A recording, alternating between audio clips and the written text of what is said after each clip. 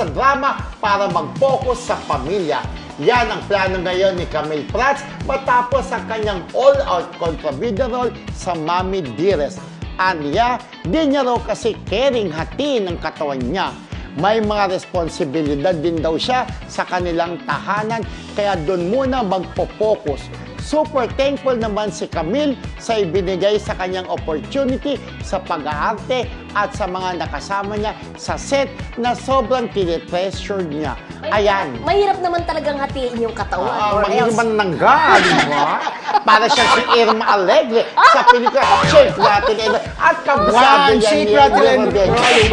Alam ang niyo, gusto ko kay Camille, di ba? Actually, bago itong Mami Dearest talaga, hindi talaga siya, nag-a-active, di ba? Sa kanyang, talagang nakapokus siya sa pamilya. At eto, pagkatapos nga Mami Dearest, focus ulit siya sa pamilya. Kasi masyadong kumakain. Talaga siya. Masyadong kumakain din ng oras kasi yung pagte-taping, lalo na nasa growing up stage tong mga anak niya, di ba? Actually, may isang anak siya dun sa una niya, di ba, yung namatay niyang asawa. May isang anak din yung kanyang bagong jowa. Bagong asawa ngayon. Tapos may dalawa silang anak. So, apat. So, bali po, ang nangyari kasi, nung namatay na yung character dyan sa Mother Dearest ni Camille.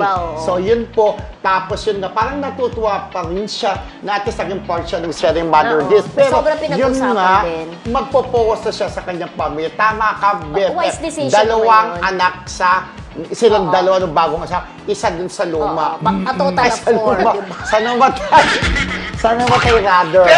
Pero hindi nangangahulugan na walang mga offer si Camila. In fact, madami siyang mga offer. Pero alam di mo ba, ALV? At saka di ba naging TV host pa siya? Di ba nung nasa GMA? Di ba in fairness sa kanya?